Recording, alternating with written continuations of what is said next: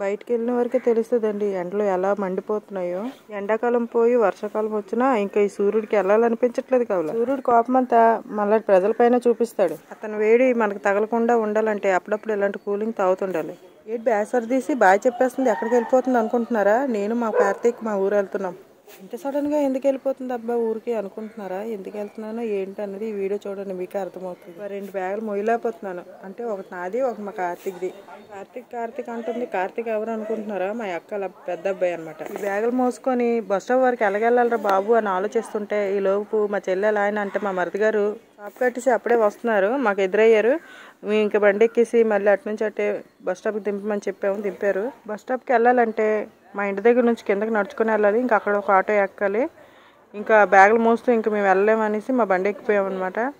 ఏదో మేము ఎంతో దూరం వెళ్ళిపోయినట్టు మా అమ్మ మా అక్క వచ్చి మరి సెండ్ ఆఫ్ ఇస్తున్నారు.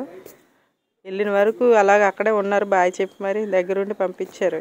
ట్రైన్ కరెక్ట్గా ఇక్కడ నుంచి 3 గంటలకు స్టార్ట్ అవుతుంది. అందుకే మేము 12:30కి ఇక్కడ నుంచి బయలుదేరిపోయాం. ఎందుకు అంత బేగ బయలుదేరిపోయారు అని మీరు అనుకుంటున్నారు. కాకపోతే ఇక్కడ ఒక రూట్ క్లోజ్ చేస్తారు, ఇంకా వేరే రూట్ నుంచి వెళ్ళాలి కాబట్టి టైం పడుతుంది అనేసి మేము చాలా బేగ వెళ్ళిపోయాం. బస్ స్టాప్కి వచ్చిన తర్వాత ఇక్కడ బస్సుల కోసం ఒక పావు గంట వెయిట్ చేసాం. వేరే రూట్ క్లోజ్ చేస్తారని చెప్పాను కదండి, అటువైపు నుంచి ఆటోలు కూడా వెళ్ళట్లేదు అనమాట. బస్సులో వెళ్తున్నాయి ఎక్కువ.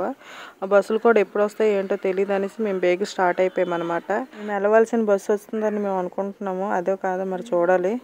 అదేనండి మేము వెళ్ళాల్సిన బస్సు. మా మరిది గారి దగ్గర ఉండి మరి ఎక్కించి వెళ్ళారు. ఇందాక మీకు చెప్పాను కదండి రోడ్ క్లోజ్ అయిపోయింది అనేసి. ఇదిగోండి ఇదే డాక్యార్డ్ దగ్గర రోడ్ క్లోజ్ చేస్తారు. ఇలా అయితే ఒక పావు గంటలో వెళ్ళిపోవాల్సింది, అలాగైతే ఒక గంట పడుతుంది అనమాట చుట్టూ తిరిగి వెళ్ళేటప్పటికి. అందుకే మేము బేగ బయలుదేరిపోయాం. అయినా డ్రైవర్ గారు చాలా స్పీడ్గా చాలా బేగా తెచ్చేసారు. మేము మొత్తానికి రైల్వే స్టేషన్కి చేరుకున్నాం. మా ఇంటి దగ్గర 12:30కి బయలుదేరితే స్టేషన్కి వచ్చినప్పటికి కరెక్ట్గా 1:15 అయింది. పర్వాలేదు, చాలా బేగా వచ్చేసాము. టికెట్ తీసుకున్నాను అనమాట. ఒక్కొక్కరికి 105 రూపాయలు టికెట్. ట్రైన్ ఎన్ని గంటలకు వస్తుంది ఏంటి అనేసి స్క్రీన్ మీద చూస్తున్నాం అక్కడ నిల్చొని. అక్కడ చూడండి ఎంత పెద్ద ఫ్యాన్ ఉందో. ఆ ఫ్యాన్ కింద ఎంతమంది రెస్ట్ తీసుకుంటున్నారు, కొంతమంది పడుకుని పోయారు కూడా. చక్కగా చాలా బాగా రిలాక్స్ అవుతున్నారు. 2 ఇంటర్సిటీలు ఉన్నాయండి, ఒకటి 3 గంటలకి, ఇంకొకటి ఏమో 4:30కి. మేమేమో మొదటి ఇంటర్సిటీకి వెళ్తున్నాం 3 గంటలకి అనమాట. మాకు ఇంకా బోల్డ్ టైం ఉందనుకొని ఇదిగోండి బాబు గడు కిందకి పైకి వెళ్తాయి కదా మెట్లు, అవి ఎక్కేసి కిందకి పైకి ఎక్కుతున్నాడు. 2-3 సార్లు తిరిగేశాడు. ఆడ తిరిగాడు కదా నేనేది తిరగను అనుకుని నేను కూడా వెళ్ళి తిరిగిస్తాను ఒక 2-3 సార్లు. ఈలోపు ఏంటంటే 2 గంటలకే ట్రైన్ వచ్చేసింది.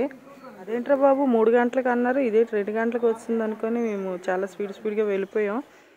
సీట్లు దొరుకుతాయా లేదని ఎత్తుక్కుంటున్నాం అనమాట. ఇంకా అసలు డోర్లే తీయలేదు ట్రైన్వి. ట్రైన్ ఇక్కడ నుండి స్టార్ట్ కాబట్టి ట్రైన్ అంతా ఖాళీగానే ఉంది. ట్రైన్ అయితే 2 గంటలకు వచ్చింది కానీ స్టార్ట్ అవ్వడం మాత్రం 3 గంటలకే స్టార్ట్ అవుతుందట.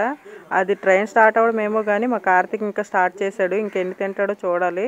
ఇగో కన్నం నుండి చూడండి వెలుకలు ఎలాగొచ్చి తింటున్నాయో. నాకు చాలా ముచ్చటేసింది, అందుకే ఈ వీడియోలు తీసాను అనమాట. ఎవరిదైనా సౌండ్ వస్తే గబుకుని లోనికి వెళ్ళిపోతుంది, మళ్ళీ బయటకు వచ్చి తింటున్నాయి తల్లి పిల్లలు చక్కగా. ఏ ట్రైన్కైనా టైమింగ్స్ ఎలాగుందో నాకు తెలియదు కానీ అండి, ఇంటర్సిటీ టైమింగ్స్ మాత్రం సూపర్ అదిరిపోయిందండి. కరెక్ట్గా 3 అంటే 3 గంటలకు తీశారు. ట్రైన్ స్టార్ట్ అయింది కదా అని నేను వీడియో తీశాను. లక్కీగా వందే భారత్ ట్రైన్ కనిపించింది. నేను ఎప్పుడు చూడలేదు, ఇదే మొదటిసారి చూడటం అనమాట. చాలా బాగుంది, ఫుల్ ఏసీ అనమాట. వందే భారత్ ట్రైన్ ఆరెంజ్ కలర్లో ఉంది. నేను ఇదే మొదటిసారి చూడటం. ఇంకా ఏ కలర్లో ఉంటాయో నాకు తెలీదు. ఇంకా ఏ కలర్లో ఉన్నాయో మీకు తెలిస్తే కామెంట్ చేయండి. ఇగోండి ఇంకా స్టార్ట్ చేశారు. సమోసా అనమాట. సమోసా 30 రూపాయలకి 4 సమోసా మరీ ఘోరంగా ఇచ్చాడు. అది తినేసిన తర్వాత బిస్కెట్ ప్యాకెట్ తీసాడు. బిస్కెట్ తను తింటున్నాడు, నాకు ఇస్తున్నాడు లేండి. చోలే బఠానీ, దాంట్లో ఉల్లిపాయలు, క్యారెట్, బీట్రూట్ అన్ని చాలా వేసి మిక్స్ చేసి ఇచ్చాడు. చాలా బాగుంది. మొత్తానికి అయితే మేము ఇచ్చాపురం వచ్చాము. మమ్మల్ని రిసీవ్ చేసుకోవడానికి మా తమ్ముడు వచ్చాడు. మా తమ్ముడు వాళ్ళ ఇంటికి వెళ్ళి బ్యాగులు పెట్టేసి ఇంకా అక్కడ నుంచి జానకి వాళ్ళ ఇంటికి అంటే మా ఫ్రెండ్ వాళ్ళ ఇంటికి వెళ్ళాను. చూడండి చుట్టూ చూసినా చీకటిగా ఉంది. ఇదిగోండి వాళ్ళు ఆల్రెడీ కోన్లు పెట్టేసుకున్నారు, పెళ్లి కూతురికి పెట్టేసుకున్నారు, వాళ్ళకి కూడా పెట్టేసుకున్నారు. వీడియో తీస్తున్నాను అనేసి చాలా సిగ్గుపడిపోతున్నారు. కోన్లు చూస్తే మాత్రం చాలా చక్కగా పెట్టుకున్నారు. ఎవరు పెట్టారో తెలియదు కానీ చాలా బాగా పెట్టారు. ఇదిగోండి పెళ్లి కూతురు వాళ్ళ నాన్నగారు అంటే నాకు మామయ్య అవుతారు అనమాట, పలకరిస్తున్నారు. పెళ్లి కూతురు అదిగో బ్లాక్ టీషర్ట్ వేసుకుంది కదా, తనే పెళ్లి కూతురు.